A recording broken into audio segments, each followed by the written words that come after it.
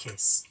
Pope Francis's health showing some signs of improvement tonight. The Vatican says Francis remains in stable condition and no longer needs the use of mechanical ventilation to breathe, but he is still receiving supplemental oxygen at the hospital. The 88-year-old has been battling double pneumonia and a respiratory crisis for about 2 weeks now. The doctor is adding today that due to the complexity of the Pope's overall condition, they do not consider him to be totally out of danger. In international news, Israel says it's cutting off all aid to Gaza until Hamas agrees to a new ceasefire extension. Israel says the proposal is backed by the U.S. and calls for continuing the ceasefire through the Muslim holiday month of Ramadan and the Jewish holiday of Passover. Hamas would have to release half of the remaining hostages on the first day and the rest when a permanent ceasefire deal is reached.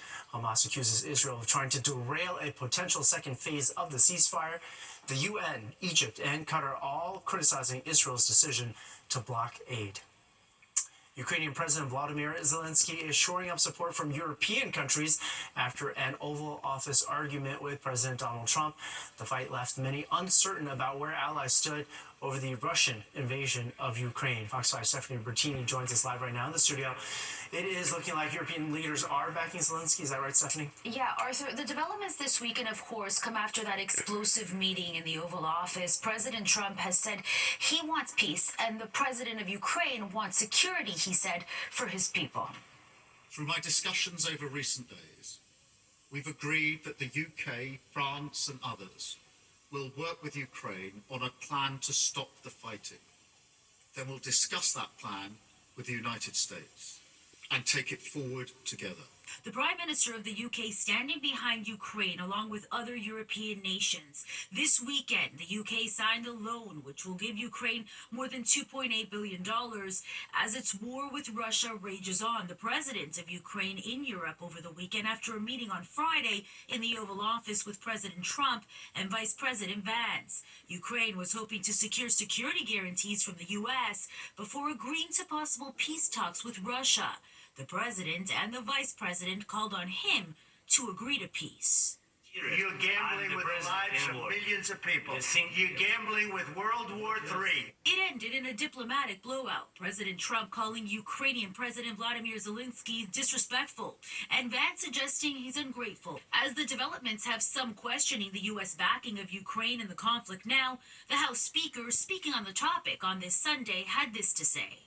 It's pretty absurd for anyone in the media or Democrats to somehow proclaim that President Trump, the White House, or Republicans in Congress are on Putin's side. It's a joke. We understand that he is a dangerous adversary and he is the one that provoked the war. And President Trump has said Zelensky can go back to the White House, Arthur, when he's ready for peace. Thank you very much, Stephanie. Well, Staten Islanders celebrating their Irish heritage in the St. Patrick's Day Parade, and this year's event marks a major change as the Pride Center marched under their own banner for the first time.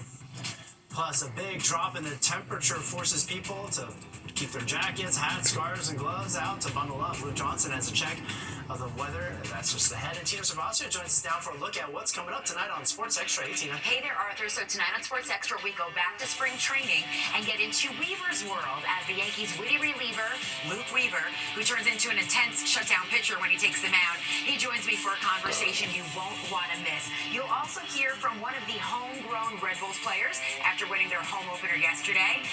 And you know who else won today? The Knicks. We'll see you after the news. You're watching the 10 o'clock news. Well, it took 6 decades. Staten Island's St. Patrick's Day Parade stepped off for the first time, including an LGBTQ plus group under its own Pride banner. This change coming after years of controversy over the exclusion. Fox 5's Meredith Gorman takes us to the event. The Staten Island St. Patrick's Day Parade this year was a little different than years past. This year, the Pride Center of Staten Island was invited to march under their own banner. It was a long time coming, and it finally came together. In past years, the Pride group wasn't able to march because organizers had argued that the parade was a religious one, and LGBTQ lifestyles conflicted with the teachings of the Catholic Church. It's been something that started before I even joined the Pride Center, so I stand on the shoulders of others, but today is just an amazing day, and I'm going to march and be really, really proud. Mayor Adams came to the parade to show his support, marching with the Pride Center and its banner. The LGBTQ plus community is something we always stood for, and I'm just really proud that their resiliency showed that if you stand up for what is right, you're going to always win. That is what we're about. The parade had more than 80 organizations marching in it and brought out thousands of people in the community who lined the streets and shared their favorite part of the day. Just to bring a little light and levity to the event, and hopefully grab some smiles and make those Irish eyes smile. That's it. The tap dancers that came by.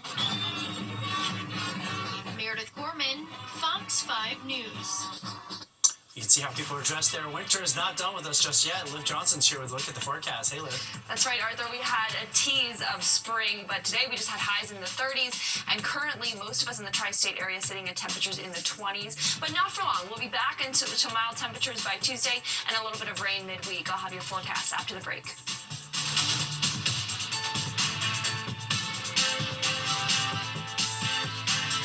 The struggle in the one. Time now for a look ahead at some stories happening this week.